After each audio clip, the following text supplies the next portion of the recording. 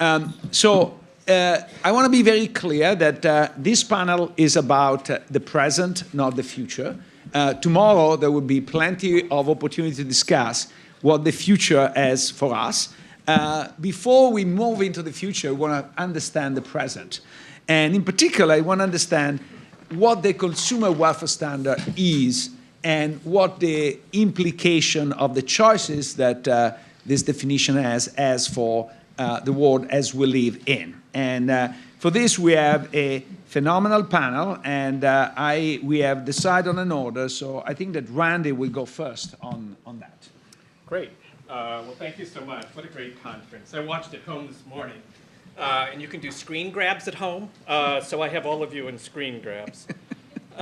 So I want to talk about, I guess, more the past than the present, in the sense that I want to give us a sense of the roadmap as to how we got to where we are. So there was an invitation in the last panel to go back to the history. That's what I want to do. This is the very first draft of the Sherman Act presented by Senator Sherman in 1888. It's noteworthy for a couple of features, I think. It's solely focused on joint activity. So the language that we know in Section 2 on monopolization, that appears much later in the process after Sherman has completely lost control of the legislation that bears his name. But the thing that is visible here that I like so much, I guess, is he's concerned about two things: making sure that there's full and free competition, and worrying about anything that would advance the cost to the consumer. There it is. We're at the beginning. And that's what Sherman is focused on. That language about the consumer doesn't make it actually into the bill, the legislation that eventually bears his name. So that transformation is interesting. But he's got a pretty clear view of what he's trying to accomplish. And then he's got this clause about damages that they says, okay, if you get harmed, you can get injured, or damnified, whatever that means. It sounds like you've been sent to hell, which is a different kind of antitrust remedy, I think. But that's the language there. That language turns out to be interesting, so I highlight that. Okay, where do I want to go from there? Where's the what? I just couldn't see the highlights. Well, this isn't working quite the way I expected it to. We're now Bork, 1966. So Bork, graduate of the college at the University of Chicago, graduate of the law school, publishes his paper in the Journal of Law and Economics. He says something that I think turns out to be quite controversial, but he says, here's what he says. The policy the courts were intended, he says, only the value that we would today call consumer welfare is what Congress intended the Sherman Act to accomplish, consumer welfare. To put it another way, the policy that courts were intended to apply is the maximization of wealth or consumer want satisfaction. You sort of want to go and say, Bob, pick a lane, right? So those are not the same formulations, right? So part of what I'm going to do here is sort of take you down a path of where we don't find the answer as to what consumer welfare is. And my colleagues on the panel, I hope, will then tell you where we do find the answer. So he talks about consumer welfare, so he's crystal clear about that. That's 66. But then he talks about the maximization of wealth. That suggests consumers. That word consumer has no particular salience to the framework. We heard this morning the idea that wage price fixing is per se illegal. Absolutely, right? I think there's no doubt about that under current US law, even though it's hard to spin a consumer story there. Maximization of wealth, well, that's a different undertaking. So even in the beginning when Bork is talking about this in 66, he's a little all over the map. He comes to this in 78, right? 78 is the Bork Bible. And here's this famous language. The Sherman Act was clearly presented and debated as a consumer welfare prescription. Okay. Publishes an epilogue in 1993. And then he says, let me explain just so you get it.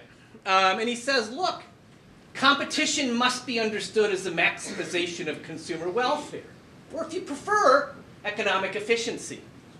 Again, you go, those don't seem to be the same thing. So that's fine. Maybe those are fantastic values, But if you're telling me that this is about consumer welfare, then exactly how I get to economic efficiency, I don't know. And then he says, you know, what economic efficiency really means is to make us as wealthy as possible. This is where you would think you would find the answer, I think, and you don't. Okay, now I want to go to the Supreme Court. So the Supreme Court case, oh my God, I'm out of time. Am I out of time? No. No, okay. 2 minutes. 2 minutes, I'm going to go fast. Supreme Court confronts this question in 1979. Are consumers eligible to actually get damages under the Sherman Act? Are they even within the scope of it? And the argument there is that this language, business or property, in Section 7 of the Sherman Act, Section 4 of the Clayton Act, excludes them. Supreme Court says 8-0, no, that's wrong, with a citation to Bork. So Bork now appears in the Supreme Court. There you have it. This runs forward. I'm going to go fast. Frank Easterbrook argues the NCAA case for the NCAA and loses. Once again, now we get sort of a conception of things that I think we recognize as key points in the consumer welfare standard as we think of it. Output, prices. Again, the citation to Ryder versus Sonotone. They've dropped the citation to Bork, but of course that comes from that. Anything that interferes with consumer preference, that's the problem. As you spin all of that forward, the Supreme Court sort of takes this as a given. Traditional concern for consumer welfare is how they talk about it in the Brook Group case. In Ligon, they now confront a possible conflict between trade laws, state trade laws, and what those might mean for small producers. And they say, look, divorce from competition and consumer welfare, the protection of competition, not competitors. So again, they've assumed this to be the case. Now they face a choice maybe between consumers and small producers. They say it has to be consumers. Now I am almost done. All right, we'll get there. I'm happy to talk in a second, Tim, if you want to talk. Finally, and there's more cases, but most of them are in concurrences and dissents. You get to this in Alston. Alston's a decision that obviously, in some sense, is not focused on consumers at all. But yet, once again, they talk about consumer welfare. The takeaway, and I will stop, I guess, are two. Bork talks about this in 3 or 4 different ways, none of which are necessarily consistent. The Supreme Court embraces that in a case where they probably didn't need it. It's an 8-0 decision. They sort of carry it forward. But if you ask to what extent they've designed and developed it in an extended way, I think the answer to that is almost certainly not at all. Wow. Okay. Thank you very much for having done it on time and actually quite interesting. And Eleanor, I think in your piece on pro-market, you call the consumer welfare standard an elastic concept. So we want to see how much you can stretch this elastic. Okay. Thank you very much, and thank you for being here. So first of all, I have 3 points. I'm sorry, but I'm going to get a little past the current. Number 1, that there is no such thing as the consumer welfare standard.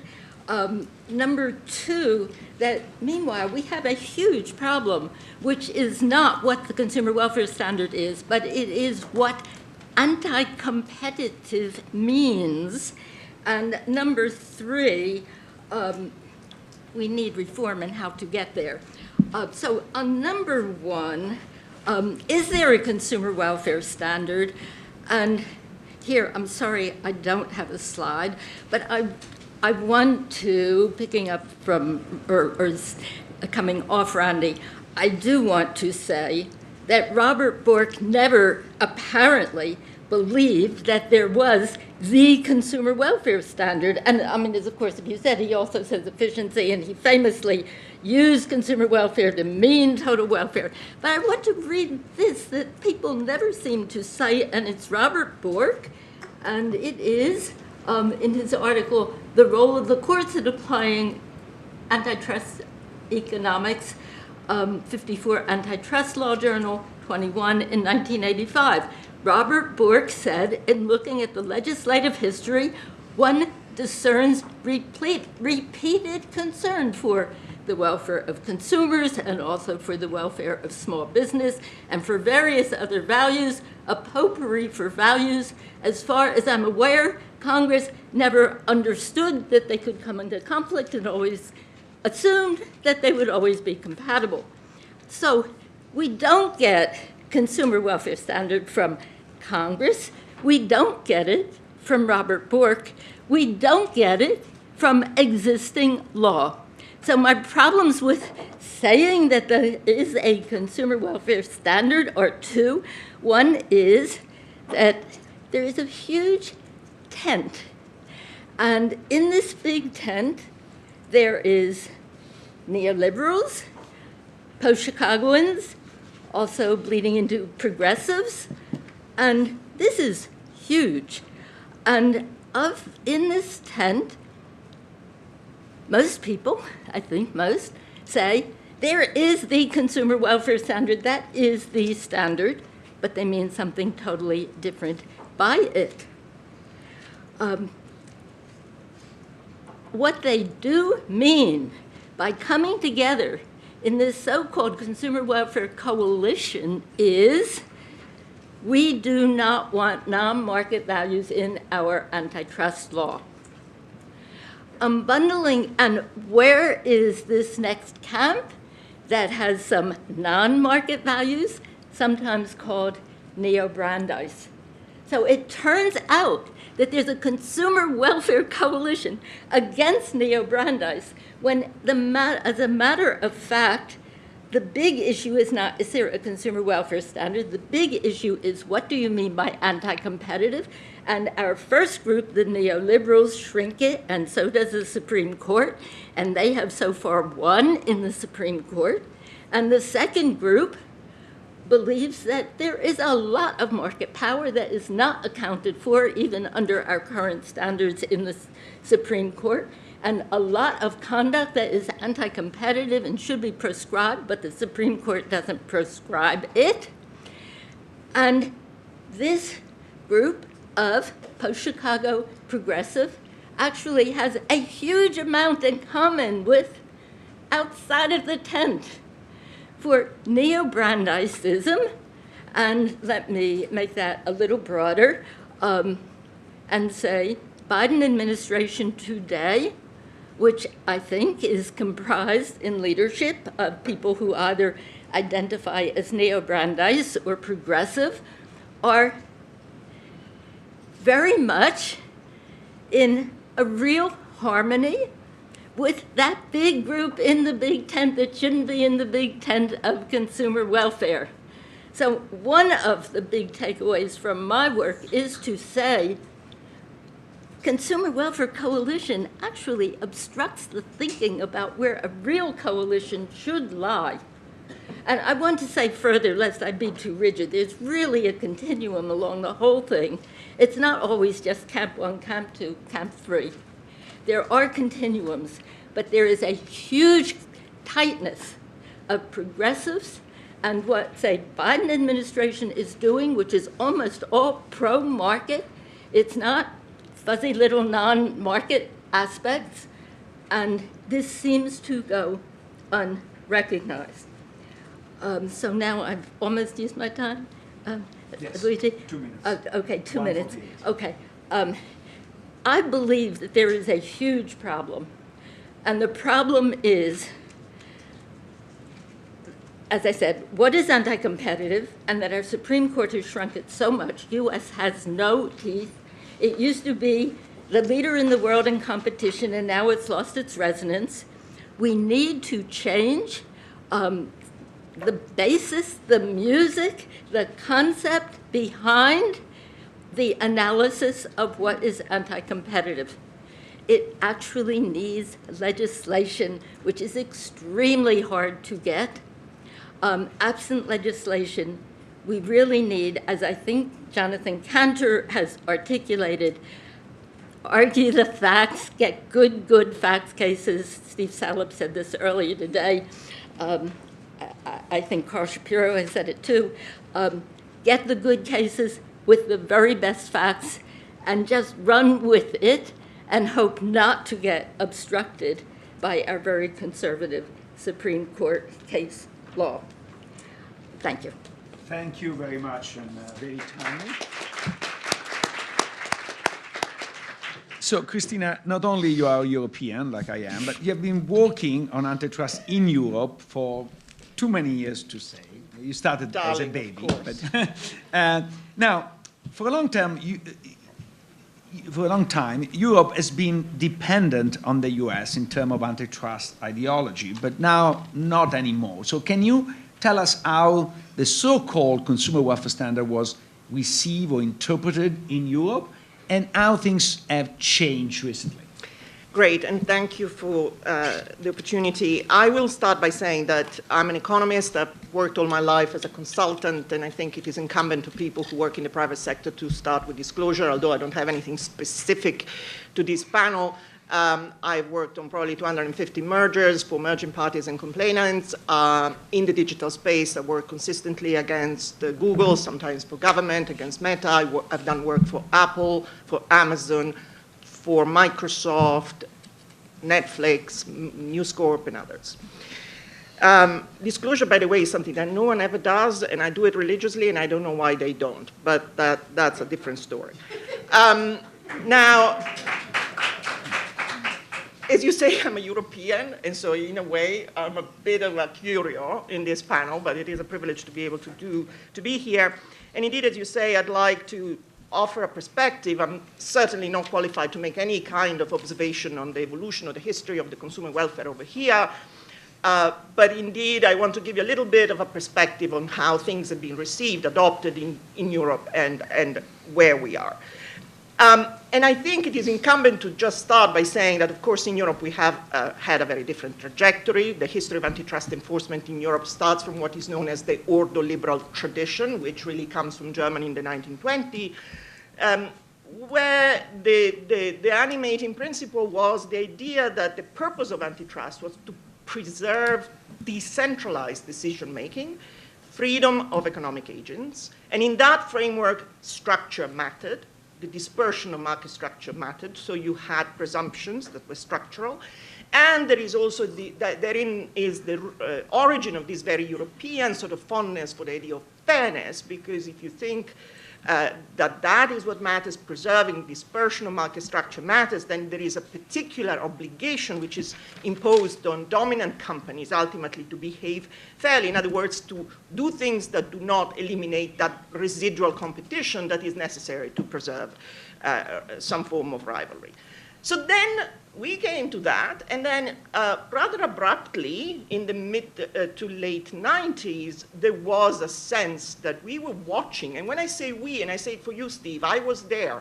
I was one of the economists who was saying, gee, we are so behind in Europe. Look at this kind of very sort of blancmange of enforcement. We care about things like the public interest.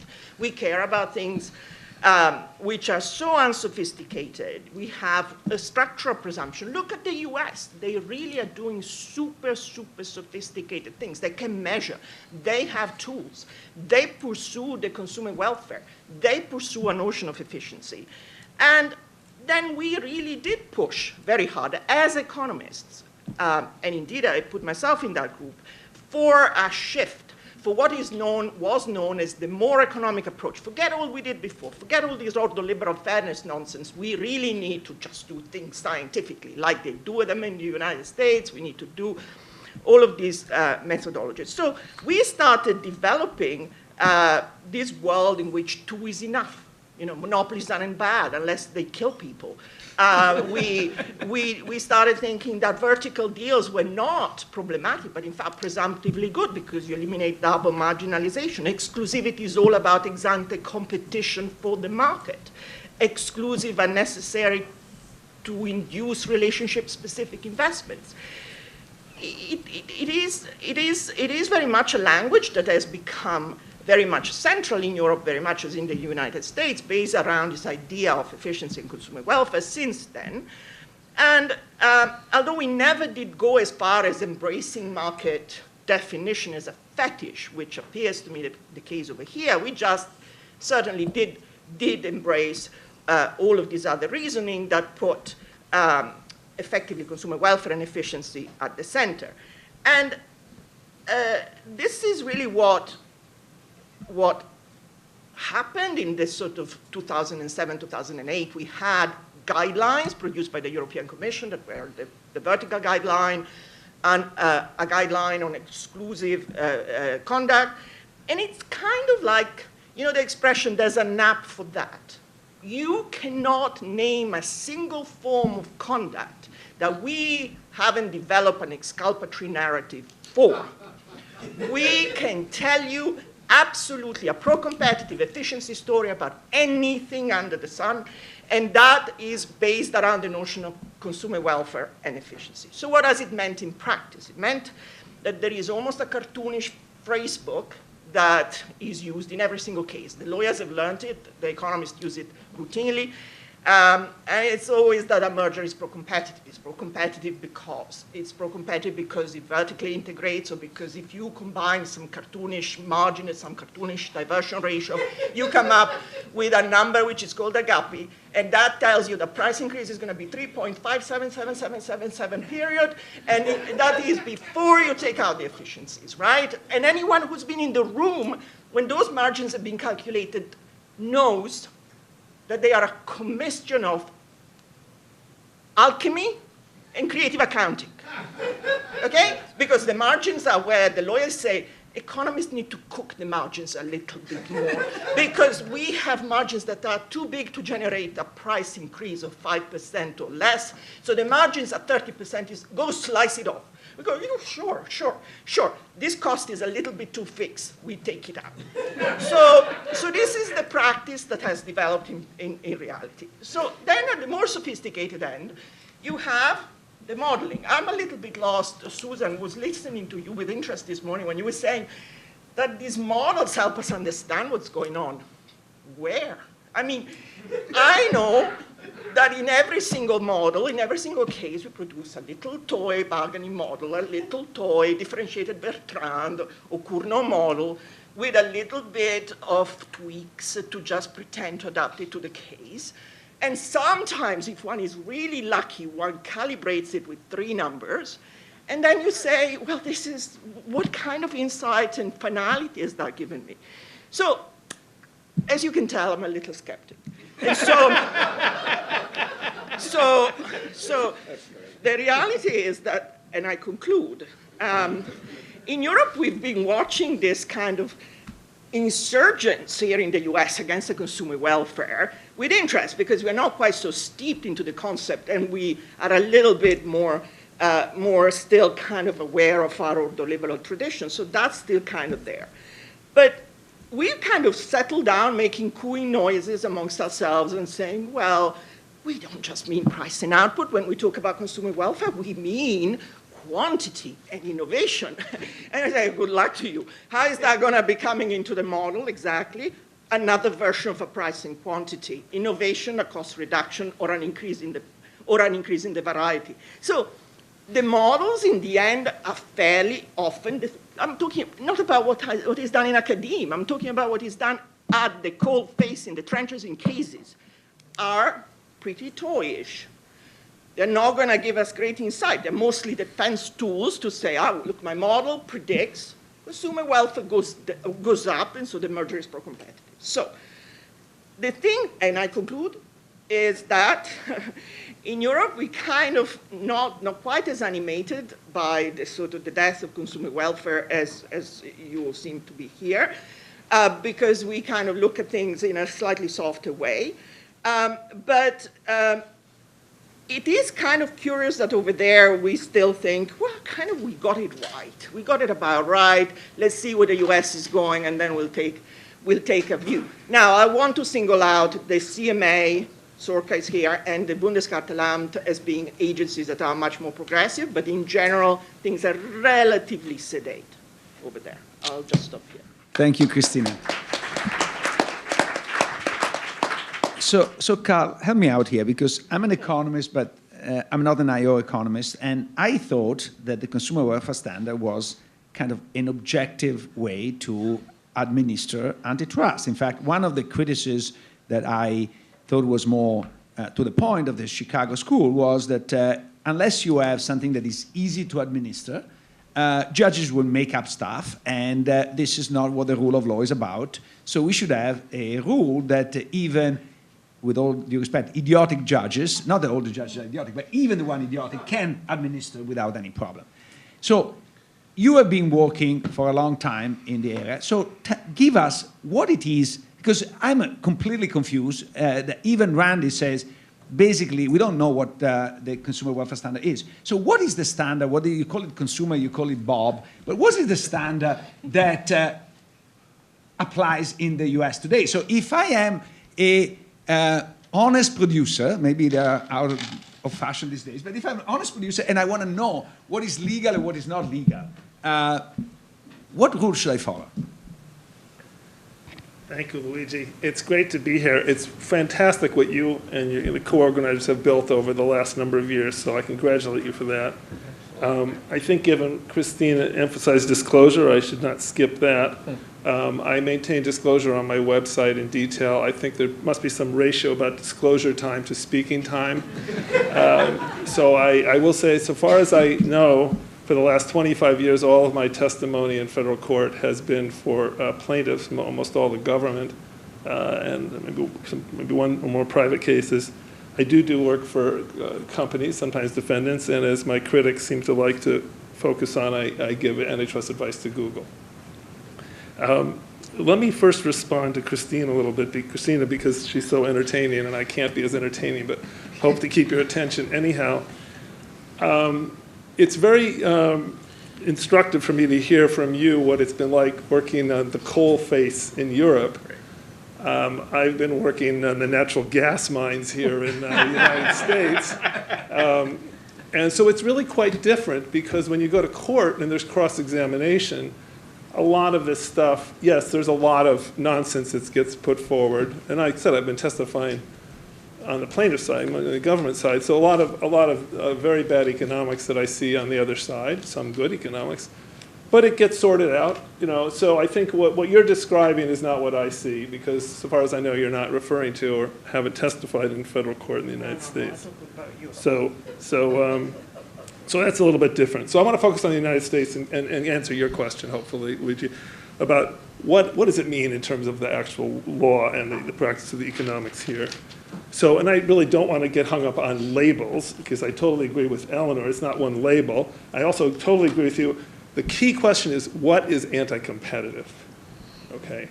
And how are we going to distinguish anti-competitive from, benign, neutral, or pro-competitive conduct, okay? And how are the courts doing that? And since we're talking about the present and the United States and the law, we're talking about the courts. And Randy gave us a good background, in terms of where the Supreme Court's been coming from. So I think the consumer welfare standard as a term has been useful. Again, all sorts of problems. I've written about this. All my stuff's on my website at UC Berkeley. But I think it conveys the critical idea that the court should be looking to see if challenged conduct harms trading partners as a result of disrupting the competitive process. And most of the cases, and so we don't have to keep talking always about upstream and downstream, the trading partners are the customers. And then people use the word consumer when it could be a business customer. So I like to use the word customer. If you look at the merger guidelines, I think it never says consumer. I think it always says customer. For that reason, so that's are they harmed? That's extremely useful for helping the court sort things out. And I think there was a lot of confusion until the court started to use the consumer welfare standard as a phrase and talking about the impact on consumers, lower prices, higher output, which they talked about long since, as Herb Holdenkamp reminds us, but they started summarizing that as consumer welfare. That's been very useful. So let me and whatever we do next, tomorrow and beyond, let's not miss that. And it does relate to this point that I thought was not disputed, but I'm not so sure anymore, that when we're talking about protecting competition, promoting competition, or conduct that harms competitors may be very competitive, obvious example, introducing a much better product, that doesn't make it anti-competitive. If it harms the customers, that's a much better thing to look at, okay? And that's a key point, and the courts did not get that right before. Let me give a couple of hypotheticals. And I think the way to do this, and I hope we'll spend time on this tomorrow, is to talk about hypotheticals, fact patterns how do we want to evaluate them and what standard will apply rather than get worried about labels. So here's a hypothetical. Small firm has 65% share in a local market. Some larger national firms who produce the same product but only sell it in other geographies enter the local market. There's a price war. Nobody claims the prices are below cost.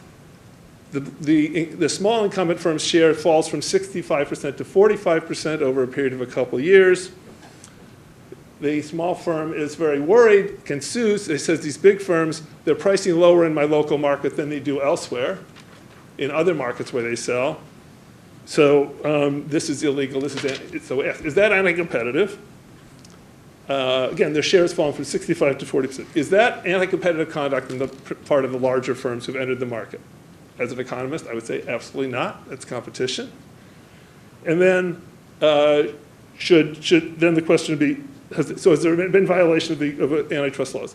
If you look at the effect on the local firm, they got hurt. You might think, oh, this is a problem. If you look at the effect on consumers, you're going to say, no, the consumers benefited from the lower prices. Well, the court got this wrong. This was Utah Pie case, 1967, and the court found that this was illegal conduct by the big firms, Utah Pie versus Continental Baking. And there's a very extremely short dissent that I like by, where do I get this right here? Is it Potter? Stewart? Stewart, yeah, by Stewart. Lower prices are the hallmark of intensified competition. I cannot hold that Utah Pie's monopolistic position was protected by the federal antitrust laws from effective price competition, and I respectfully dissent. Okay, so that's 1967. Okay, so if they looked at consumers, they probably wouldn't have gotten to that erroneous, what I would say is an erroneous conclusion. Okay, one more example. I only have a few minutes. Manufacturer has a national market share of 10 to 15%. They decide they're losing share to other companies. Their distribution doesn't seem to be doing well. They decide to sell through exclusive, they give wholesalers exclusive territories and sell only to franchise dealers in those territories. Okay. As a result, the trial court finds that this actually helped the company promote its sales and grow back its share. Okay. A problem or not a problem? Okay. The company prevented its distributors from competing against each other. It was a territorial allocations, so there's a limited competition. If you don't think about the consumers, you're going to get the wrong answer. Court got this wrong in Schwinn. This is the Schwinn case, 1967, and then overruled by GTO Sylvania later. Okay. So, can I have 1 or 2 more minutes? Okay. Okay. So, when you evaluate what conduct is anti-competitive, it's really useful to look at the effect on the customers. And if you don't do that, you can get led astray. Okay. We do this in mergers. We look at the effect. Of course, we all know the standard is substantially less than competition or tend to create a monopoly. We tend to think if 2 of the smaller firms merge, if they're going to be efficient and gain share and lower prices, that's good, even though that's pro-competitive, even though the concentration might go up as a result. Orphandale will go up. We can adjust mechanically. So again, looking at just market concentration, you want to look at the effect on consumers. Now let me close with, I'm concerned that people were trying to see somehow efficiency is not counted or in the law, or that the Consumer Welfare Standard is forcing us to look at efficiency, and that's all wrong. Commissioner Bedoya, in a speech last fall called Returning to Fairness, said, if efficiency is so important in antitrust, then why doesn't the word efficiency appear anywhere in the antitrust statutes that Congress actually wrote and passed? And my answer is that one of the primary benefits of competition is it forces firms to be efficient and have lower costs, improved products, and that benefits consumers, their customers, trading parties more generally. And that is very much what we want to promote and what Congress wanted to promote when they talked about a competition. I'll close with a quote, mystery quote, about the antitrust laws, written by somebody very well known in this area. What ought to be emphasized in the law is not the evils of size, but the evils of industries which are not efficient or do not pass efficiency on to consumers.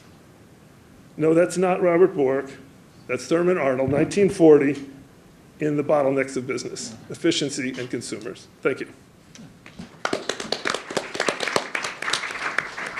Barry, when Eleanor were talking about the tent, I think that you were outside of the tent, right? You are the ultimate person outside of the tent. They wouldn't let me in the yard.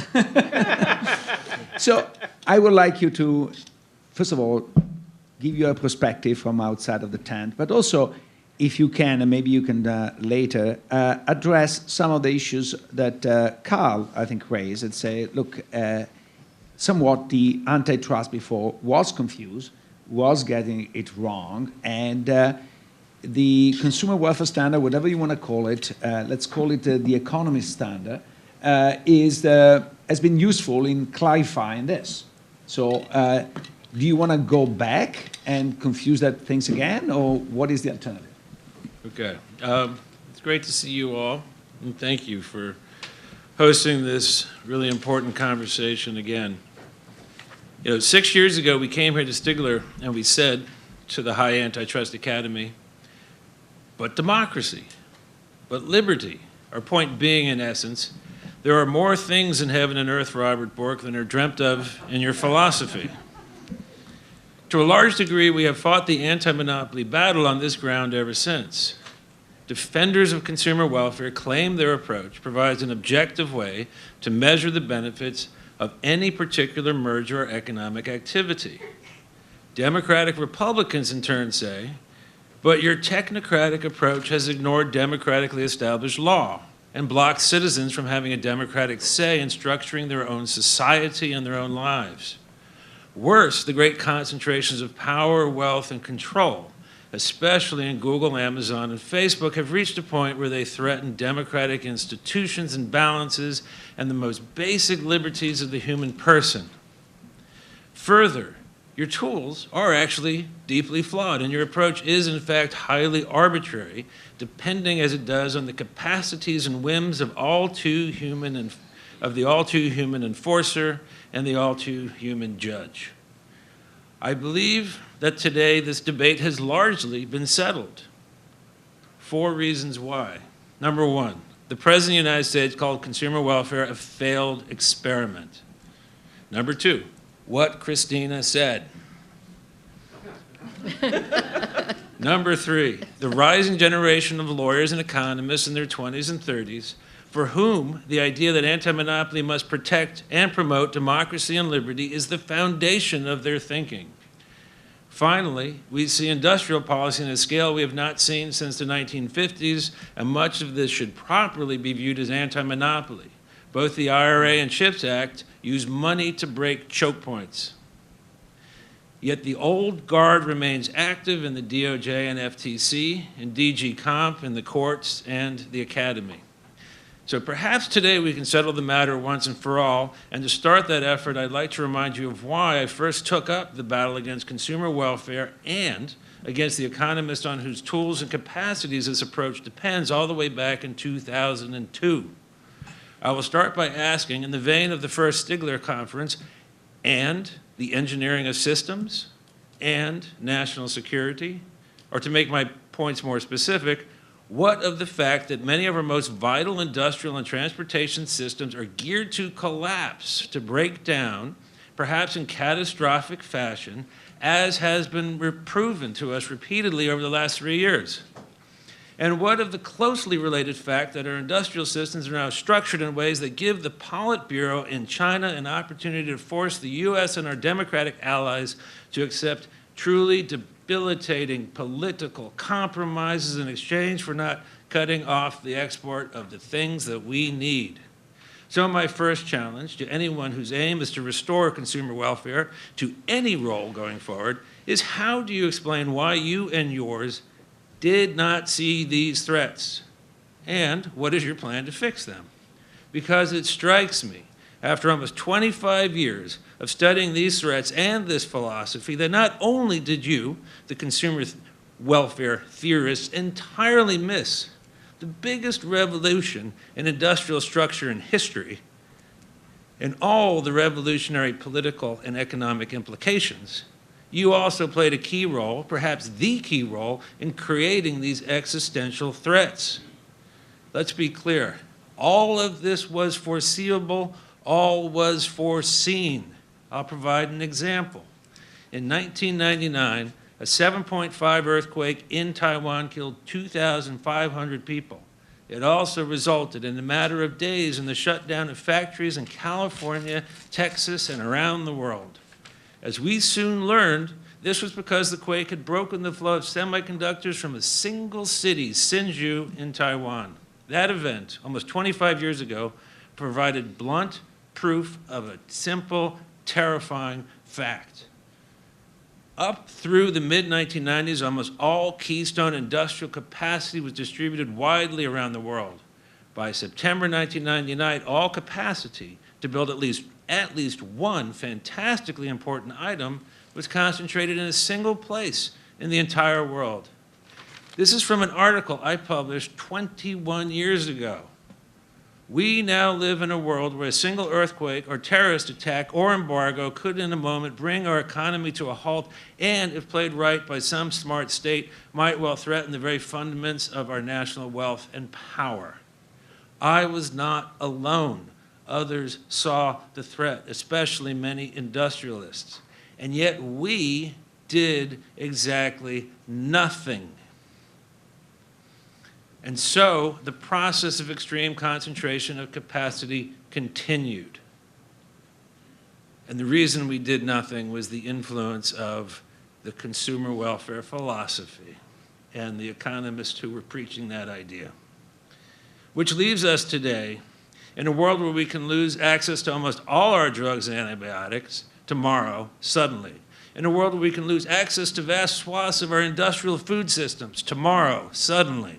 In a world where every manufacturing system on which we rely can be shut down tomorrow, suddenly.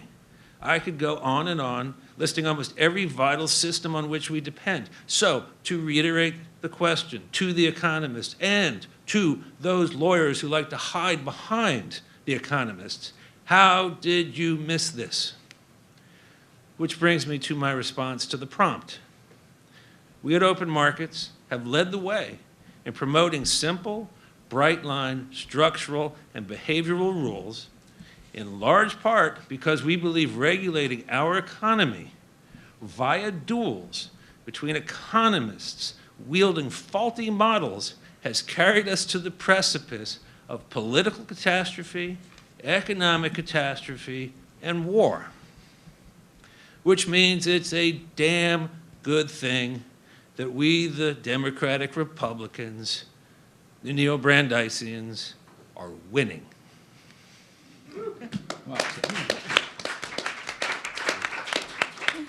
I thought that economists were responsible for the great financial crisis, but now they are responsible for everything wrong in the world. So I'm glad to know that I belong to such a great category. No, I belong to that category. But and actually, I want to say something. There's John Quokka. I don't know if he's here anymore. 2006, John Quokka at Northeastern hosted a conference that was about supply chain vulnerabilities. John Quokka's been, so this is not all economists by any means. Anyway, 2006. Randy, help me out here because I think that I thought it was very helpful what Carl said in terms of what was wrong with the existing structure before and to what extent the economist's intuition helped. Okay? And certainly we don't want to go back on that. We don't want to lose that. But on the positive side, you documented very well the malleability of this standard. Can you be more proactive and say what it is today? Or if you want to retain a standard today, what should the standard be? Yeah, so, sorry, I should lean forward. So I did want to, since you invoked Carl, I did want to go there, so briefly. So the Utah pie case, that was such an interesting description of it. So when I teach that case, you're always struck by how much pie they were eating in Utah. They marched down the demand curve over 4 years at numbers you cannot believe the scale that they are eating pie. Morning, noon, night, pie. Okay, so Carl's description of that is completely fair. I hope I beefed it up just a little bit. But it's critical to note that that is a Robinson-Patman Act case. Okay, look, I had a student come up to me the other day, one of my conservative students. We have those, thank God, at Chicago. We have a nice range of students at Chicago. He said, I didn't know you were a textualist. What I said about Robinson-Patman is, Congress passed the statute. We have ways of getting rid of it. Congress gets rid of it. Until they do, it's sort of the law. And so you can say you don't like Robinson-Patman, right? That's a different discussion. An economist, and we've got economists in the room. I look at other people, and you can say we should get rid of it. But it's the law, and that's what they were doing in Utah Pi. And okay, so I just want to, you want to respond to that first, and then I'll just very answer the briefly. question. I'm well aware. Yes, there's Robinson-Patman. The question still is an economic one under the statute. Did that conduct might lessen competition? And I don't think there was evidence that it would lessen competition. Had not, or would not. I'm with you on that, right? But Okay. I don't want to see it as a Section 1 case. I didn't say it was. No, okay, no, that's fine. absolutely agreed. No, but sorry, if Congress decides to That's sort of, democracy. I'm with Barry on- I'm with maintain Barry on small that. producers, I am. imagine that they say it's important for this country to have small producers or small retailers. Great. Is inefficient. As economists, we might think that this is inefficient. But if Congress said that, that's what democracy is about, we take it. Yes. We shouldn't ridiculize because the Supreme Court did something that economically was stupid, because a lot of democracy thing or things that might be stupid. And this is, being moral is economically stupid because it's basically not taking advantage of an opportunity. This is why I always look for my wallet after I've been near you. So, I just want to make sure I'm okay. So, Luigi, if the statute said we're supposed to protect small companies, if a big company comes in and picks up share, that's illegal, then of course the court would be right. That's not what the statute says. Okay. go ahead. The statute says if it lessens competition. No, the Robinson-Patman, It does. I'm not a lawyer, so here I sort of, Eleanor's going to go. So Robinson-Patman Act doesn't stop there, though, as you all know. It says lessens competition among the favored and disfavored companies, among other things. And the Supreme Court read that out of the statute about 15 years ago. So now the Supreme Court has substantially overruled Utah Pi as Robinson-Patman. But so... Okay, I'll just say I go with the dissent on that case as Yeah. an economist. that's fine. Okay. Secondary, yeah. Yeah, that's right. The Supreme Court only read to... You are right, substantial lessening of competition was the test. Eleanor, you're right, in a secondary line case, it's effect between the favored and disfavored. Sorry to interrupt.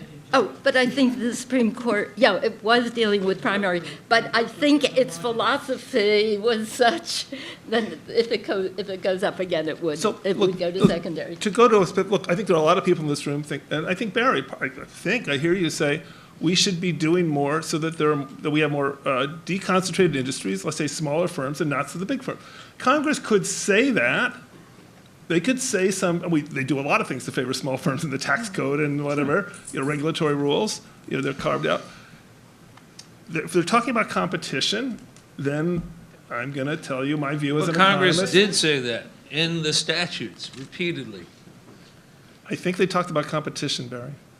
okay, let's go back, Randy. We can go read What can we salvage of all this mess, if anything? Well, so I thought you go. Go ahead. No, you go. No. I thought what you said was really interesting because what I heard from you is the idea, don't get focused on the formulation.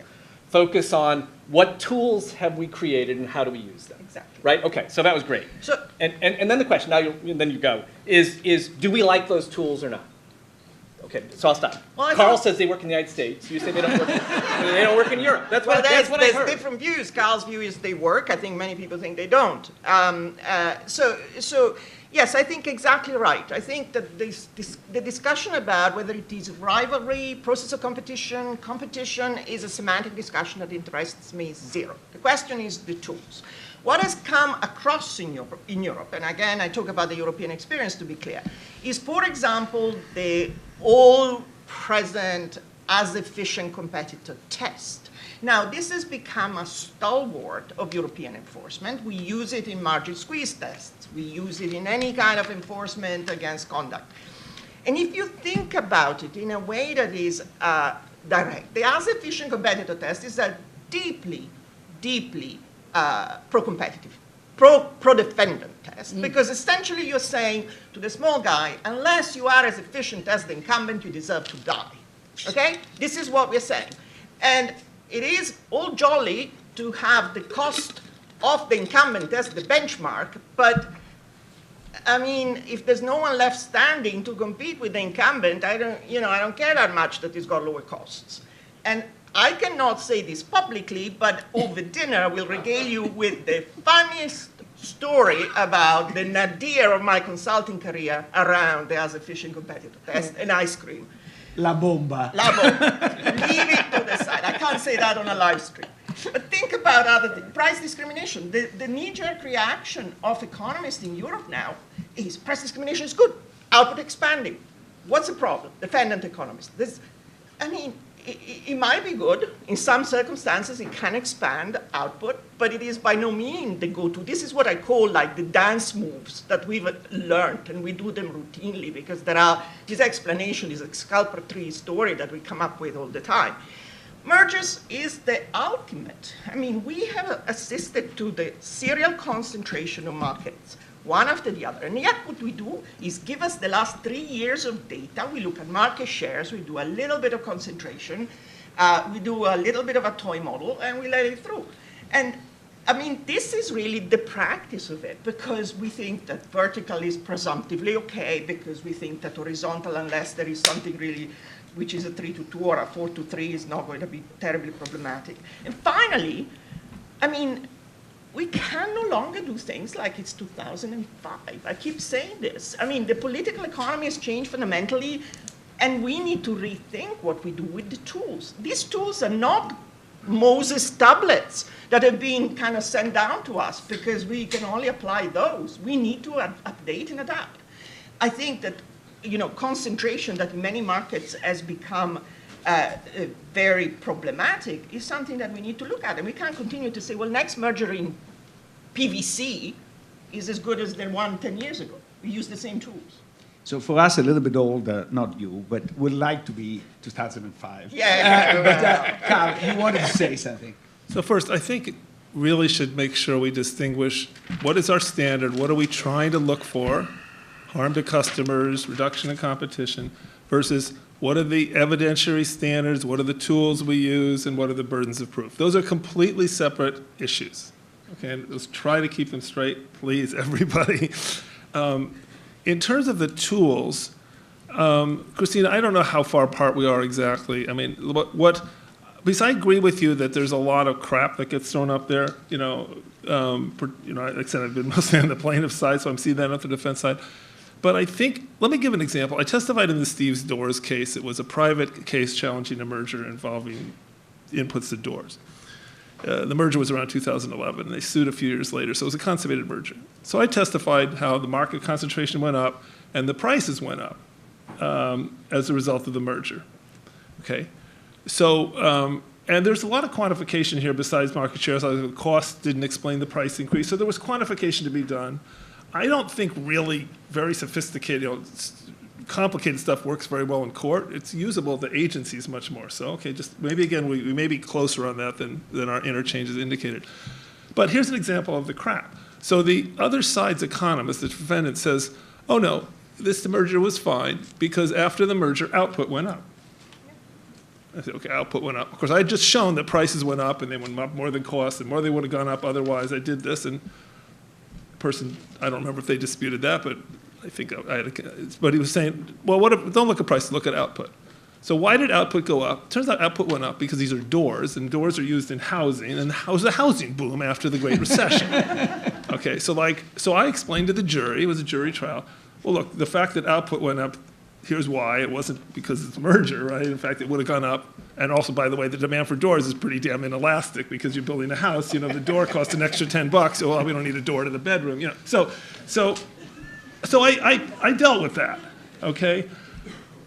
What I'm looking for, what I'm hoping we'll all do with the law and the standard is give the court some guidance so we can get rid of some of the underbrush when we don't need it, and so they can focus on things through maybe some bright line rules, Barry, or I've favored rebuttable presumptions of various sources, some more structure, because if it's a widespread rule of reason with all these exculpatory stories being told with the courts, particularly the way the courts are, they're going for the defense way too much. They're missing the story.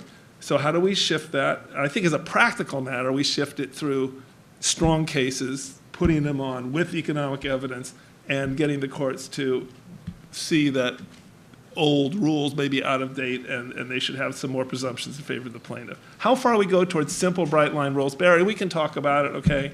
So long as there's some economics, I guess we won't talk about that part. But Eleanor, you said that basically what all economists agree is to keep no market value out, okay?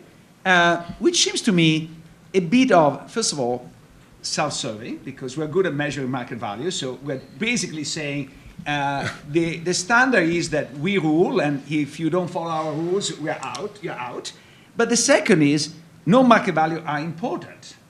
In sense is very often is what makes life worth living is no market value. So why do we want to necessarily exclude them from any consideration? And most importantly, was sort of the Sherman Act or the Clayton Act excluding those market value, or this is we economists are imposing those values into the legislation? So I want to answer, but I think that Carl probably should answer after me, because I think Carl believes more strongly than I to keep non-market values out.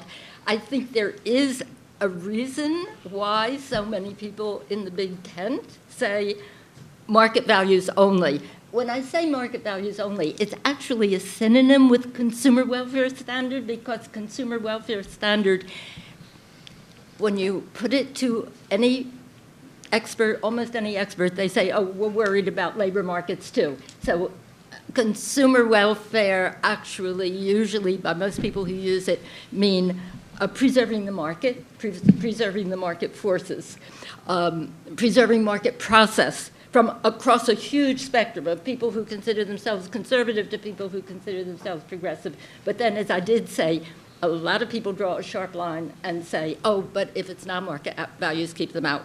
The argument is that non-market values will muddy antitrust, that there's no good way to put them into a model of making the market work better. I do not think that's correct. There in other places in the world, non-market values are very much incorporated and with rules of law. I also think that there are a couple of values that some people will call non-market values that I think are equally market values. One of these is democracy, that I think there is a at least to the extent that there's a significant link with having open markets and a lot of competition with preserving democratic values. And so I refer to the panel that was on before. You don't have to say, well, I'm going to solve this problem by thinking about what democracy demands. You can solve the problem by thinking about good standards, such as Carl might be proposing, or Steve Salop, or Andy Gavel, or Bill Kovacic might be proposing. And you don't have to say, oh, but I blind my eyes to the fact that this open market paradigm, which brings in a lot of competition, also is very aligned with democratic values. That's number one. And number two, but this is trickier, is small business opportunity. That there is an extent to which concern about entry and opportunity to grow of small business without being confronted by abuses by dominant firms is very pro-competitive and a market value. You can go too far. So that was Carl's point in his examples. You can go too far and protect small business from competition itself. In other countries like South Africa, and I'm not saying the South Africa model fits US, but a lot of African countries put an inclusiveness value in their analysis of what is good competition law, which means that instead of a paradigm which goes under the Big Ten, that antitrust never intervenes unless there's output limitation, that the authorities will look at inclusiveness and entry conditions and will care when a dominant firm uses power to block the market. So, and I will give you but I want a quick response from Carl. So what is the brush you want to keep us away and what do you want to allow in? First, look, we live in a democracy. It's not for me or other experts to say what this statute, I mean, the Congress is supposed to say what this body of law is doing, and the courts have to interpret it. So, wait, no, let's a second. The statutes are incredibly vague, and you just criticize what the court did, so you don't defer to the court. No. You're telling what the court should think. Right. So tell me what you think the statutes say that they should apply. Okay, what I feel I can speak to as an expert is what increases or decreases competition, effects on competition, and that's what I'm doing. In my lifetime, I think that's what the courts have been doing in antitrust cases. They've been looking at competition and whether a merger increases or decreases competition, et cetera, whether conduct is anti-competitive. If somebody tells to me, oh, Carl, the court's got it all screwed up, they're supposed to consider small businesses or democracy or the freedom of the virtuous entrepreneur, I'd say, okay, well, that's not what I'm told when I get in these cases. Is that what I'm testifying to? I probably don't have much to say about that. I don't think personally, I don't think that as a citizen, I don't think that would be a good move. I think it would confuse things and make things hard to work out. It makes the cases even more complicated. The Schwinn case was 70 days of trial, by the way. It wasn't because of economists, okay?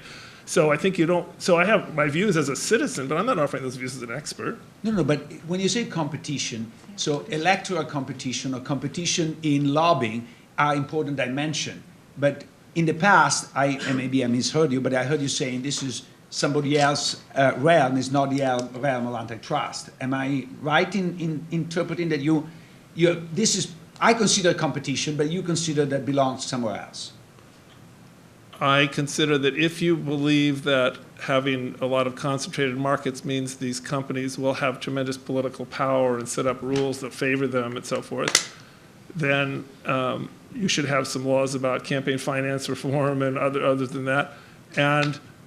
And it's a reason to be more aggressive with antitrust, but still I would say when you adjudicate a case, you're not going to say, oh, this company gave a lot of money to members of Congress, so we're not going to let them acquire somebody. I don't think that's a good way to go. No, but imagine that two competitors merge, and for whatever reason, they can promise slightly lower prices, but you know that now that these two competitors are merged, Congress is going to hear only one version of the fact, because in lobbying there will be like a united front, and as a result from there on, all the laws will be more captured than they were in the past. Should we consider that in a competitive analysis or not? That's competition in lobbying, but I don't know why it should not be. But should we consider that in the competitive analysis of a merger or not? I don't think that's part of a competitive analysis of a merger. Could I ask? I'll Please. ask Carl to follow on that. Help me. Yeah, okay. I'll give you an example. I'll give you an example. example. Big cement mergers. The big cement, well, they got their big merger through Holcim Lafarge, but this is my particular example.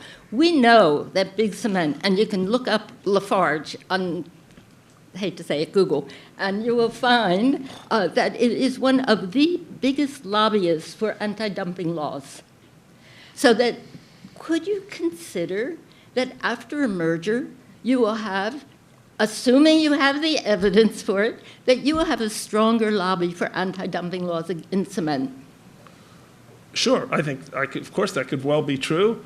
I think some of the biggest power. We just had a panel on medias and moguls. I mean, it's more concerning sometimes when there's an individual has so much power necessarily than a company. It may not be related to market power, but I think that would be a reason again to go with a tighter structural presumption. Well, exactly. But it's not based on competition in the market. It's based on some other value that could inform the standards we set.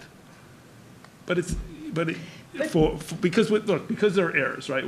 We don't know where to draw the line. We don't have perfect information. You say, let's draw the line in a tighter, a more assertive line because of these other values. That's fine. I'm all for that. But Carl, what I don't understand is why you distinguish between competition as if it was a self-standing thing and anything else. What is being said is that concentrated structures are bad in multiple ways. They're bad in terms of certain outcomes we can measure, price and possibly output.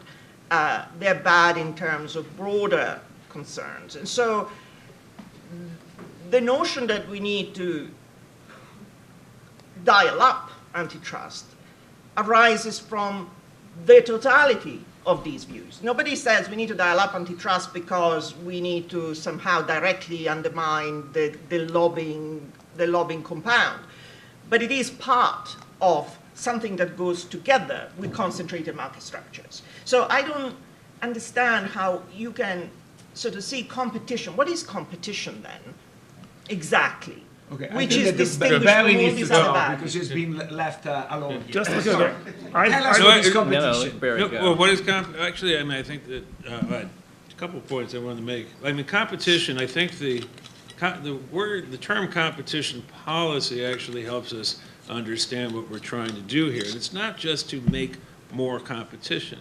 It is to determine where competition should take place, how competition takes place, and to what ends. We structure competition to achieve certain ends, certain political ends, certain economic ends, certain national security ends.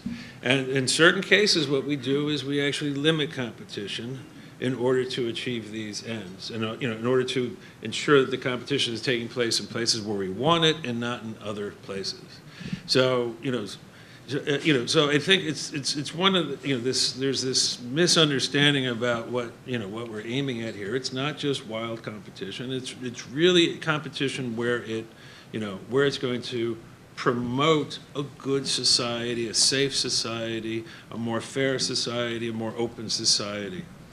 Now, what I wanted to actually, this issue, this is, an important thing that Carl raised, which is the issue of bright lines. What kind of bright lines? And it's like, I've often spoken of the need to create a rule of 4 for large industrial firms, both domestically and internationally, in order to ensure the distribution of capacity that would actually eliminate a lot of the risk that I was talking about in my conversation before. But actually probably the single most important bright line is non-discrimination by powerful platforms. We can trace non-discrimination by rules back to Babylonian times. In the modern era, the purpose of non-discrimination rules, I'm talking about since 1624 in the Anglo tradition, the purpose of non-discrimination rules is to ensure that the powerful intermediary does not have the ability to pick winners and choose losers, to favor certain producers and disfavor others. Because whenever the middleman has the ability to arbitrarily choose who gets to walk through the gate, that means that the middleman controls every single person who wants to get through that gate, every single company who wants to get through that gate. If the middleman has that arbitrary power to open and close the gate, they get to extort everyone, they get to fleece everyone absolutely forever. They get to manipulate everyone absolutely forever. That is what we see right now with Google and Facebook. And Amazon especially. Google and Amazon are manipulation machines. They are extortion machines. They are fleecing machines. And they are destructors of the rule of law. Rule of law is designed to protect the personal property of individuals. When the middleman can steal your property, that means you are afraid. That means you will do what the middleman wants you to do. That means that you do not have a democracy. Human liberty stands on the security of your personal properties. From that liberty comes democracy. If you're not protecting people's properties, if you're letting the middleman steal the properties, manipulate the properties, then you have tyranny of an absolute sort. And that is where we are heading right now, today, in this country, because we have failed to apply non-discrimination rules to Google and Facebook. And this is the only only time in American history that we have failed to do this with powerful intermediary platforms. Okay, so I'm about to open the floor, but I want to ask one last question that always puzzles me. It is the following. Imagine for a second that we agree that the goal of antitrust is efficiency. What I never understood is why in this efficiency consideration, there are not rent-seeking costs. Because if you start thinking about rent-seeking costs, they're very large. Carl, you were mentioning about days and days of trial. So at some level, we want to reduce that at the maximum. And bright line rules are very often much more efficient from that point of view than stuff that is left to the discretion of economists. Now, we might lose because our services are less in demand with bright line rules, but that might be inefficient to do. So why economists in efficiency don't consider the rent-seeking cost?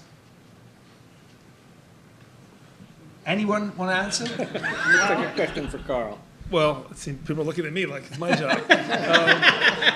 This is the when did you stop beating your wife question. I mean, I think right-thinking economists would certainly consider rent-seeking costs. Pardon?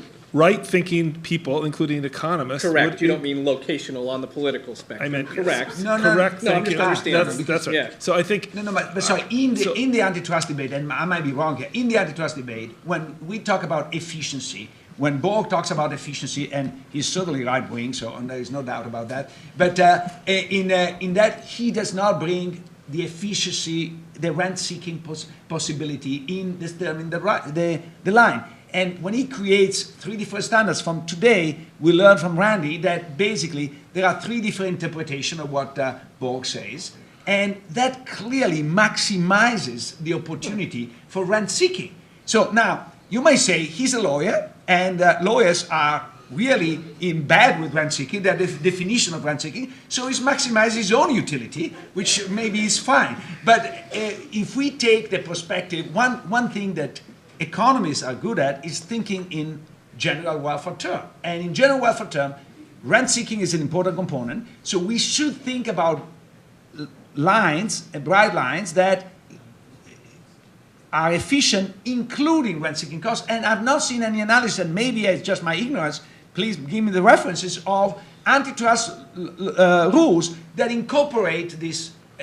So I think there's two dimensions. One is bright line or simpler rules make for easier trials, lower cost of litigation, including the lawyers, the economists, whatever. So I think a lot of law and econ has considered that question, between a more accurate rule that's more costly versus a less accurate one. So that's not ignored. I think we are in a place, argument, I've seen over my career, these expert reports have grown to be hundreds of pages. I mean, it's a very costly enterprise, and we need to think about, people are thinking about, does that exclude, how does a small firm even bring such a case or defend themselves? Is the government outmatched by these huge companies? Those are serious issues, and those all point towards simple rules. Okay, so I'm all for that. So there's kind of simplifying the cost, and then rent seeking is more like, is there one side that can really take advantage of it? And I think that goes more to Christina's point about throwing up all sorts of crap when you've got the burden of proof on the other side. Does that lead to bad outcomes? Those are both very serious questions. I don't think economists I talk to would ignore those. I mean, just to add one point to this, the reason to consider bright rules, and this is something that Tommaso really ought to be talking about because it is one of the things that he has been pushing for, is that we have been hypnotized by the type 1 era of terror. Because we who have grown up in this world think that if you over-enforce once, this is going to kill incentives for innovation, for creation of new things, because, God forbid you get it wrong once. And this is, again, in Europe. We've had literature on type 1 error, the horror of type 1 error, the hell that's going to be falling on us if we pursue things that have a risk of type 1 error. My question is, well, suppose we just kind of think, I don't care that much. What if I block 3 more deals a year? Who's going to die? Are we really saying that the animal spirit in Silicon Valley is going to die because instead of 1 deal a year, I block 3? I just think, and what even if I'm wrong? on 2 of them. Alas, we've gone that way for years and years. We are where we are. Kind of correct it a little bit. So I think bright rules would be beneficial because they would avoid the crap that you talk about. Defendants throw crap, and absolutely they do. That's the job of the economists on the defendant side, and everyone who works on them, and the lawyers, you know how it works. And so this is not good. We've gone to a point where this has gone beyond parody, and I don't see the downside of something sort of slimmer and more drastic. Eleanor. And then me. And then Randy. Perfect. Okay.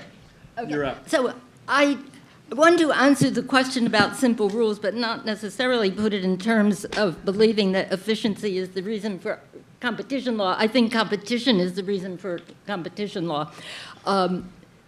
And not necessarily in terms of rent-seeking. I think we absolutely need simple rules. I'm not sure how we're going to get them. I think part of the U.S. problem is the presumption that what a firm does, even a monopolist firm, is efficient.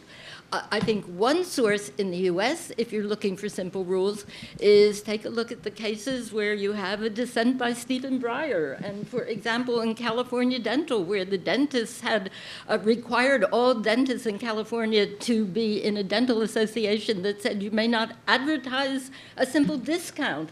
And the majority thought, oh, this is very difficult and has to go through a rule of reason because maybe the dentists control deception by preventing the dentist from advertising simple rules.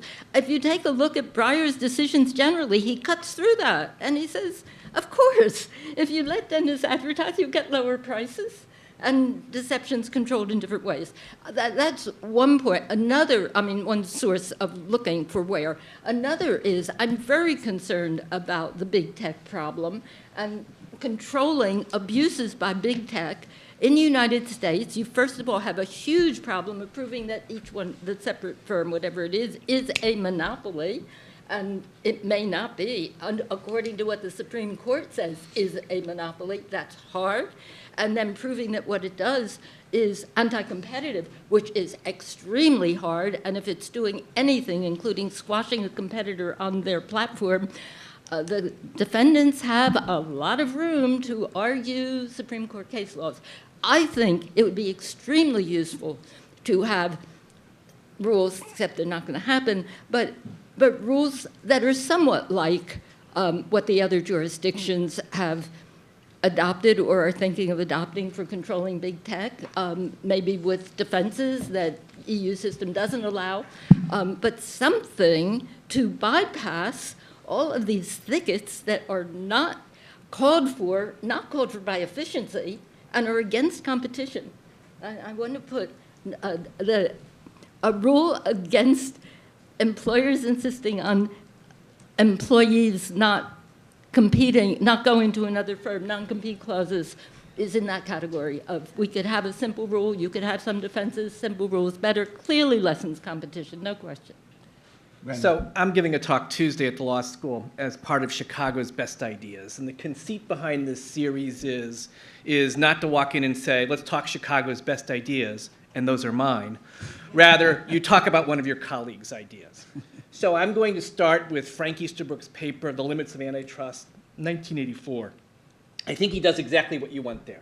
So you ask him, Filippo, you ask him about it tonight, right? You'll have a chance to, so just tease that up.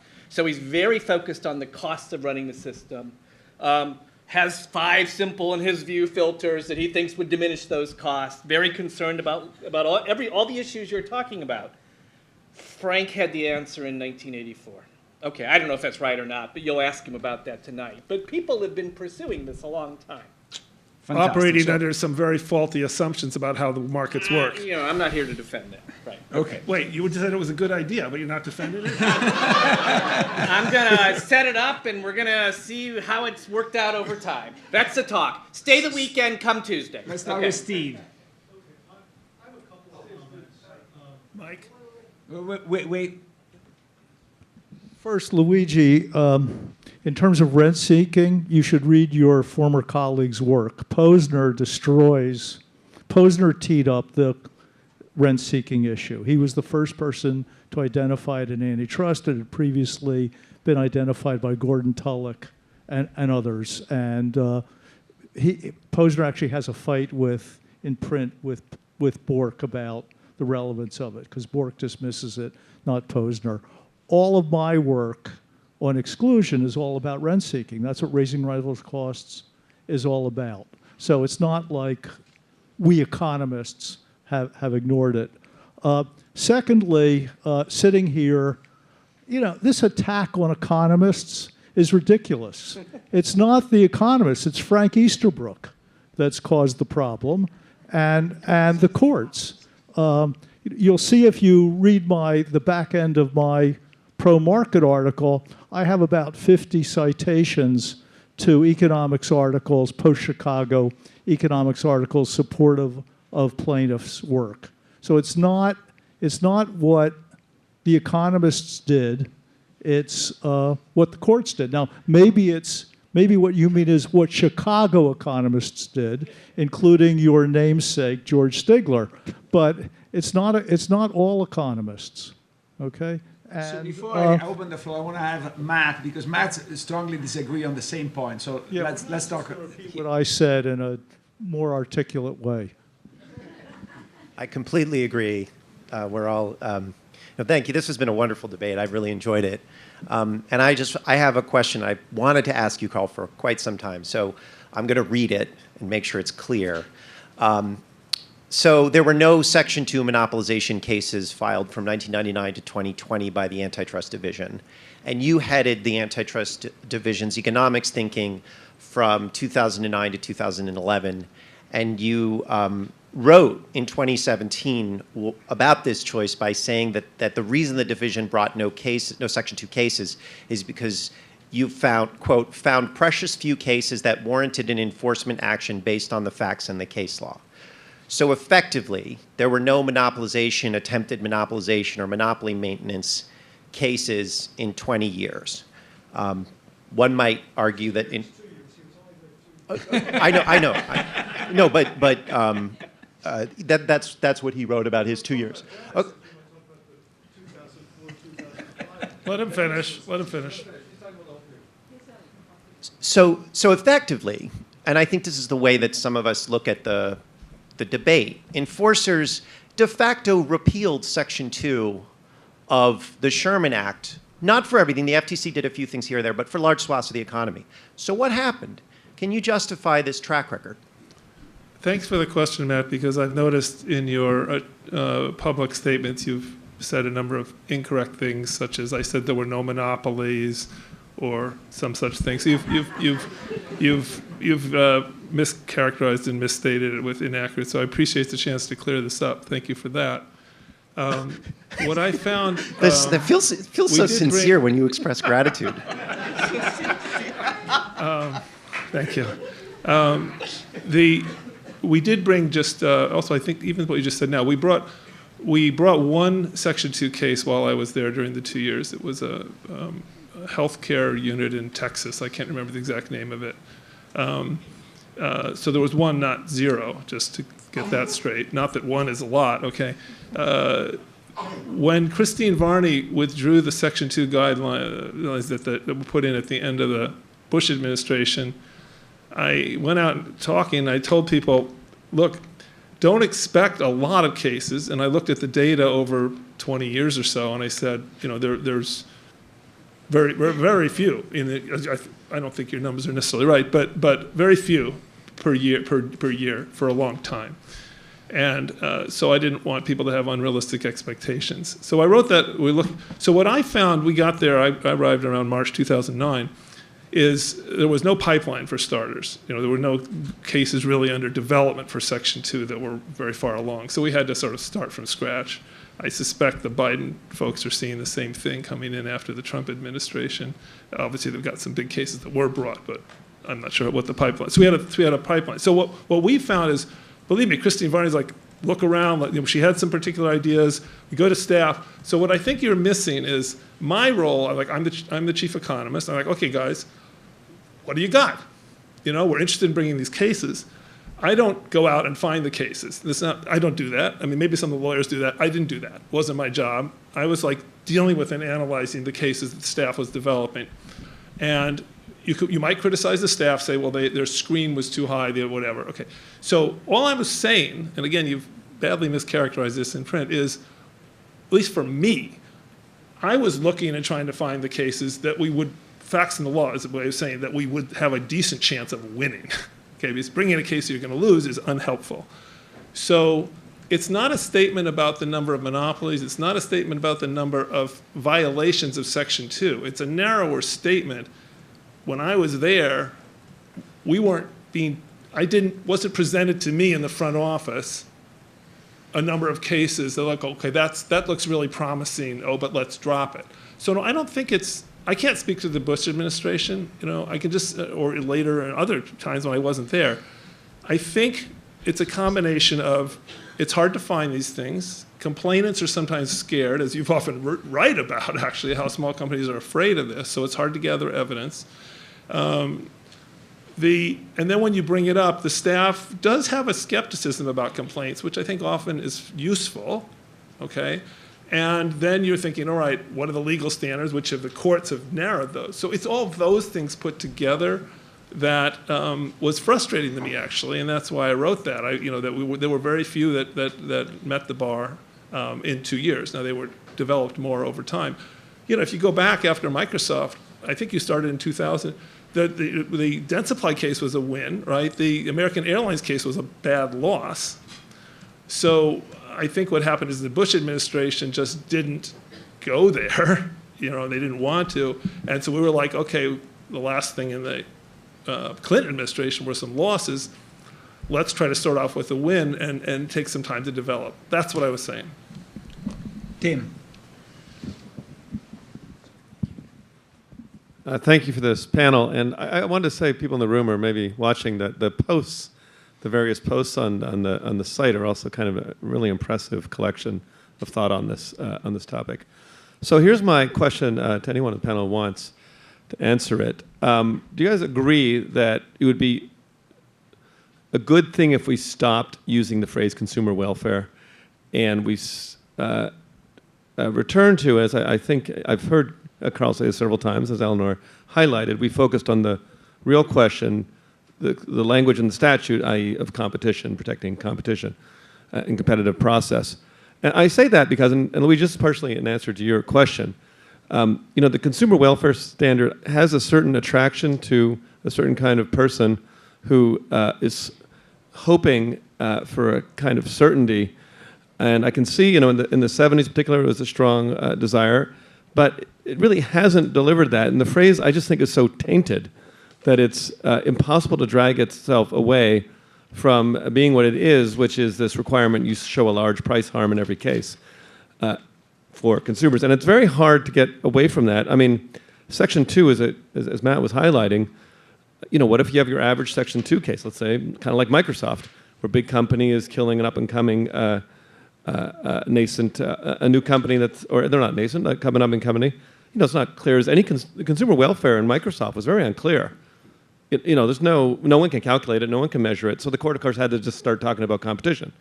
And in fact, the courts have been talking about competition and protecting competition for more than 100 years. That's, sort of respond to Randy, that is the older standard. The consumer welfare is sort of like an 80s edition that made of vinyl that has kind of like some serious question as to what we should do with it. So I think, and I propose, and I hope maybe the great output of this conference would be if we do, in fact, move beyond consumer welfare standards, start talking about competition, competitive process. Some of you economists maybe don't, yes, I think you also care about statutory intent a bit, but that is what the statute says. It's become embarrassing to have this thing. And the worst thing about it, just to continue my question, is this case-by-case idea that you're going to try to calculate this in every case when we know so many of the things that matter are immeasurable. It's Section 2 cases, employee case, all these things. It's doing more harm than good. Who disagrees with the idea we should just get past it?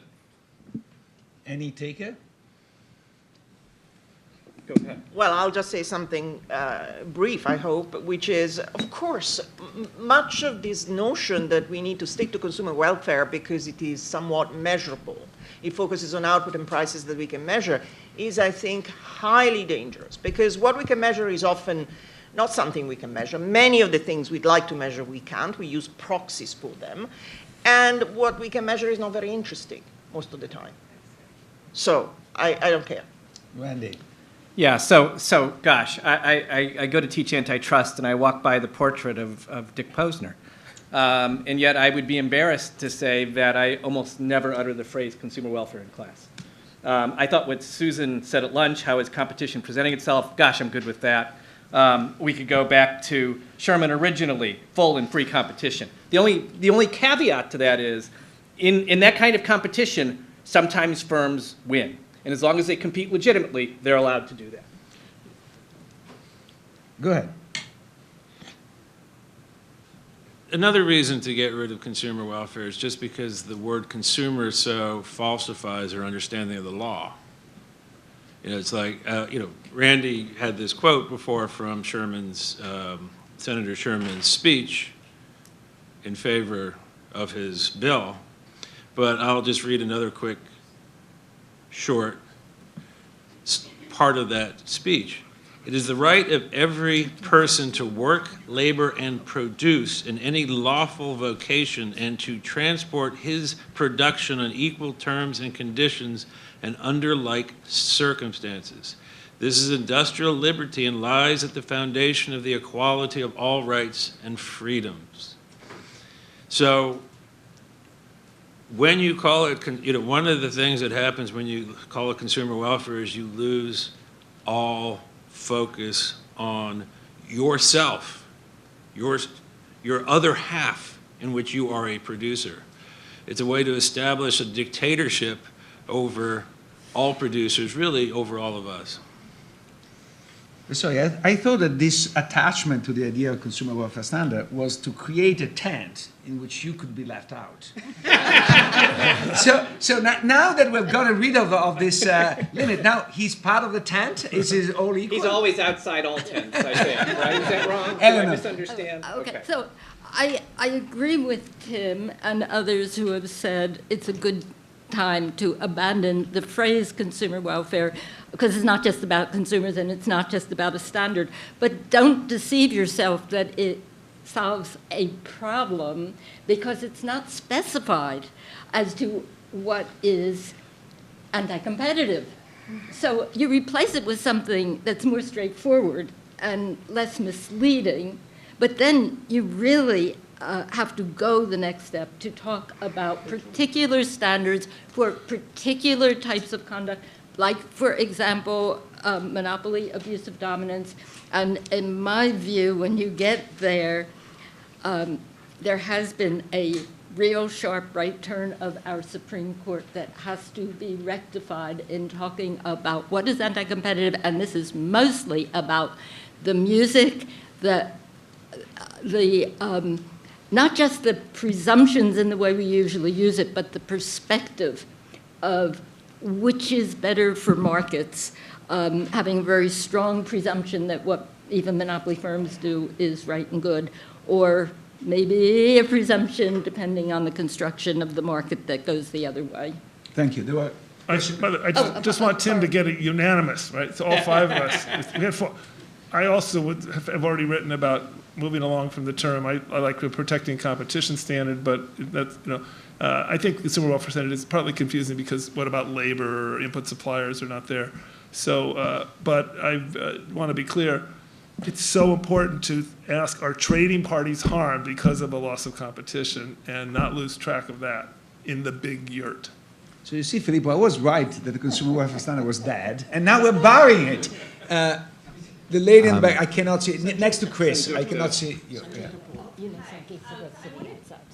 I wanted to try to refocus, I guess, a little bit on the question that I think this panel is addressing, which is what is the consumer welfare standard, or failing that, if we're getting rid of that term, just what the current standard is that we're debating about. I'm very tempted to get into this legislative history discussion because, in fact, that early bill was rewritten precisely because that advanced the cost of the consumer language was found to, many legislators agreed that this would potentially hurt small producers. That's the reason that bill was rewritten.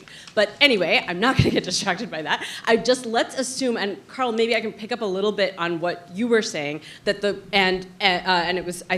there were many exchanges, I think, that, competition is the goal, right? So I guess I want to ask, because clearly it's not just competition, because then we would be actively seeking decentralized markets as such. I'm surprised we haven't talked more about productive efficiencies in this panel, because implicitly that's what justifies mergers. That's what justifies, right? I mean, the idea is that the big firm, that ultimately, I guess taking a step back, if it's the reason we get into this mess with is it low prices or is it competition is because to just sort of be fair to the argument, I think, that competition is presumed to be one means to low prices, right? I mean, I think this is what legislators talked about, this is what, right? It is also a means to other things. I think this is partly why we get into this conceptual confusion. It's also a means to other things, potentially to deconcentrated political power, et cetera, et cetera. These other things have been coming up in the discussion.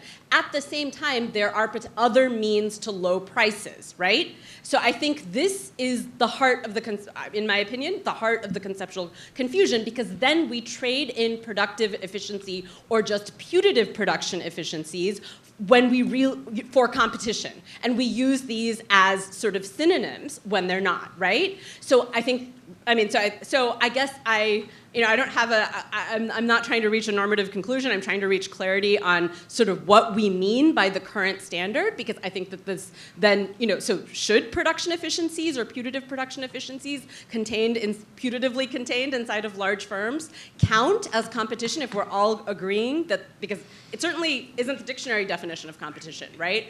And then finally, I think important to bring in is something that you've said a couple of times, that trading partners, including input suppliers, that would include small businesses, that would include workers. I think that's gotten a little bit of short shrift in this discussion, because I don't think it's obvious that if competition is a means to low prices, and now we're going to sort of port in other things that might also be a means to low prices, that is automatically not going to harm workers, small input suppliers, et cetera, particularly workers. I don't think we can just assume that there's this perfect harmonious convergence. I would love to hear a little bit of discussion of that as well. Thank you.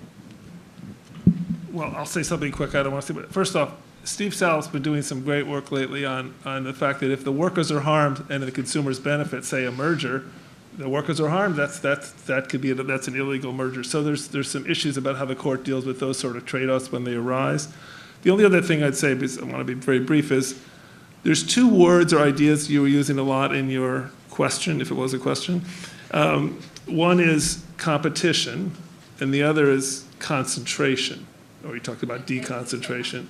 Okay, well, or fragmentation. Okay, so I think one of the key things that I think economics teaching, it's pretty damn solid, is sometimes markets consolidate as a result of competition. And then you have to decide, okay, do we live with that? And that competition led to some benefits. It's probably a good thing we don't have 7 aircraft manufacturers. Just the economies of scale, whatever. Or do we say, no, we have a separate value of deconcentration, more along the lines maybe of what Barry's referring to, but I don't want to speak for him. So to the economist, like if the market becomes more concentrated because of competition, we don't see that anybody did anything wrong. Let's say a single firm conduct, if they were competing on the merits. And if you want to go after that, then you need some other clarity from Congress about what we're doing, because that would limit competition, not promote it. But, sorry, Carl, you really picked the wrong example with the airlines, okay? No, because the fact we have only airplanes. One airline in this country, Airplanes. It wasn't airplanes, airplane manufacturers. Yeah, the manufacturers. Sorry, airplanes, manufacturers, exactly. The fact we have only one in this country that actually produce crappy planes that we have to bail out, and that's captured completely the FAA, so that it's not the FAA that regulates Boeing, but it's Boeing that regulates the FAA, is the result of this merger. And this is exactly the result of what? Sorry. Is the result of what merger? By McDonnell Douglas. I was the It's FTC's exactly expert the on that reason why merger in economies, going back to the 1997. point, it's exactly why economies only look at the production efficiency and not at the lobbying efficiency, that we are now in a situation in which we don't have a good producer of airplanes in this country. I think that's a problem. And to add, in Europe, when we went, too easy now, was exactly as a result of that merger, because we were all like, oh my God, look at this, Boeing, McDonnell Douglas, and then there's Airbus, that's enough, they're fine. I mean... Okay, Danny's had a question. Well, I found the discussion fascinating. I thought Eleanor hit the nail on the head when she distinguished whether you want to have market or non-market values. And what, just to follow up what Carl said, my interpretation of the antitrust laws is that it promotes the process of competition. Now, why? Because economists think competition produces some desirable outcomes. It's not just low prices, it's also high wages. You know, that's, well, workers benefit from competition. So promotes efficiency. That's what the competitive process does. It does not, as far as I know, promote democracy, necessarily give money to the people who you think are most deserving and are going to support the causes in Congress, nor, to go to something Barry Lynn was saying, does it necessarily take account of the strategic value to the country of having multiple supply sources. Now, they used to, some branches of our government do worry about what Barry said. So if you want to have a merger of defense contractors, supposedly the Defense Department will ask, is that good or bad, or do I want to have multiple people? You might want to, I don't see how the antitrust laws are really the right, or economists, are the right agency to, or the right profession to figure that out. You wouldn't want to have someone separate. The same thing, you can't require the antitrust laws to do something, it seems to me, that competition does not accomplish. You might want to have additional rules on campaign contributions if you worry about someone getting too powerful. But it seems to me the more you burden antitrust judges judging antitrust cases with all these other values that they have to figure out rather than someone else, I just think the antitrust laws are going to go back into the dark ages. So I'd be interested in people's views as to whether there are other government agencies that are better suited for these non-market values. I think we have to resume this, thank you, we have to resume this conversation at the bar. Let me say one thing, that I agree with the competition. The question is what competition does. If I tell you that competition is one of the things that make it more difficult for a dictatorial regime to take over, and this is the example of the Nazi taking over Germany, is in part because there were cartels. So I don't know why the competition cannot be included, or the political element of competition cannot be included in antitrust. Does it dirty antitrust? Anyway, this is a conversation we're going to have at dinner, but the interesting thing is that Jonathan Kanter was right in saying that if you have 5 antitrust experts and ask what the consumer welfare standards are or is, there are 6 different answers, and we have probably more than 6, but thank you very much for the fantastic discussion, and let's resume it at dinner.